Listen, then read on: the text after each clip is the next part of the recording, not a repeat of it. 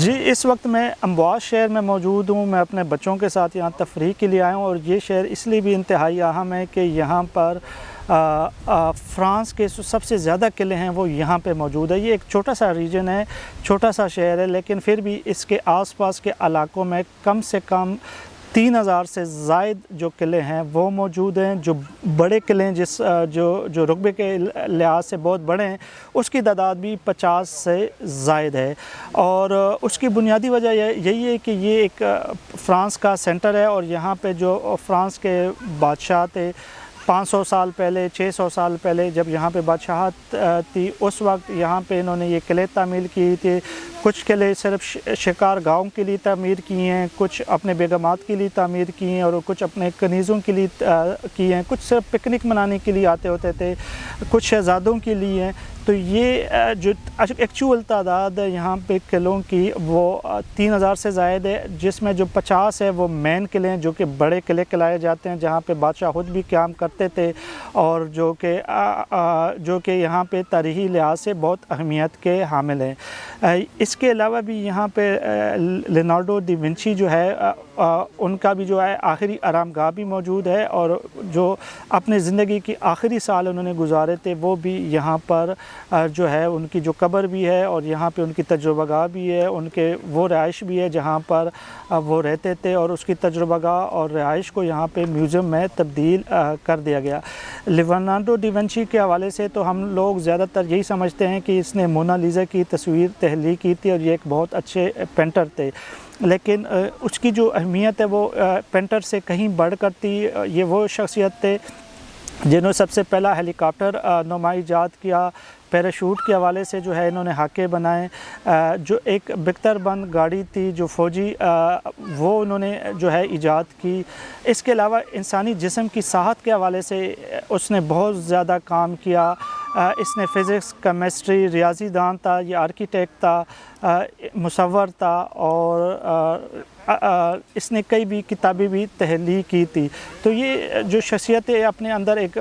بہت بڑی جو ہے دنیا آباد کیے ہوئے تھے۔ اس نے جو 500 سال پہلے جو ایجادات کی تھی، دنیا آج بھی اس سے مستفید ہو رہی ہے۔ یہ وہ شخص تھے جنہوں نے بیرنگ کا جو ایجاد اسی کے اثر ہے، جو دل کے درمیان جو خون کی نالیوں کے حوالے سے جو تحقیق ہے وہ بھی انہوں نے کی تھی، اور اسی حوالے سے یہاں پہ طب اور سائنس کے میدان میں اس کا نام بہت عزت سے لیا جاتا ہے۔ اب بات کرتے ہیں ہم قلعوں کے حوالے سے۔ تو یہاں پہ ہم نے مختلف قلعوں کی سیر کی، اور اس حوالے سے جو ہے بہت سے قلعوں کو ہم نے دیکھا۔ تو یہاں پہ بہت سی چیزیں ہمیں جو ہے ہمارے اسٹیبلشمنٹ اور یہاں کے جو سابقہ حکمران تھے یا بادشاہ تھے ان کے درمیان بہت سی چیزیں ہمیں مشترک نظر آئی، اور وہ یہ تھی کہ ہم آج صبح بھی ایک قلعے میں گئے تھے، اور وہ قلعہ جو ہے وہ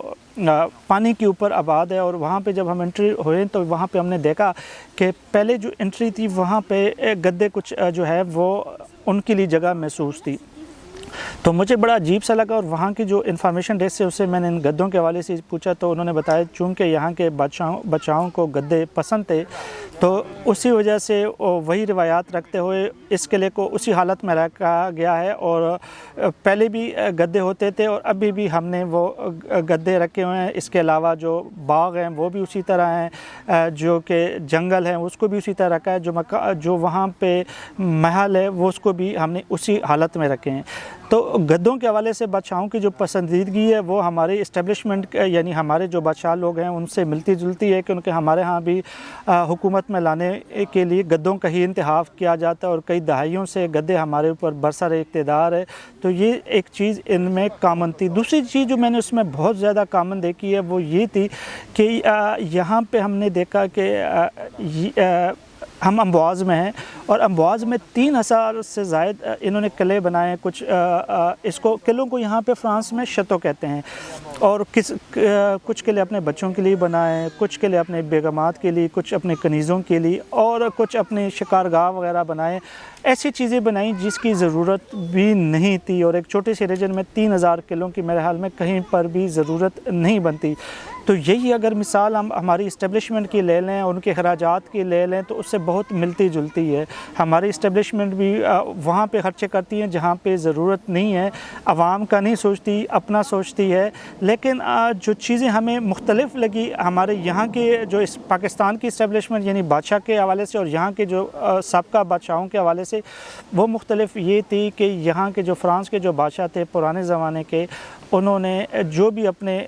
جائیداد بنائی، محلیں بنائی، جو بھی کیا اپنے ملک کے اندر بنایا۔ لیکن ہمارے جو بادشاہ یا اسٹیبلشمنٹ کے آپ لوگ کہہ لیں یا ہمارے جرنیل کہہ لیں، جو بھی کہہ لیں، انہوں نے جو بھی جائیدادیں بنائی ہیں ملک سے باہر بنائی۔ ہاں ہمارے ڈی ایچ وغیرہ میں بہت سے ان کی وہ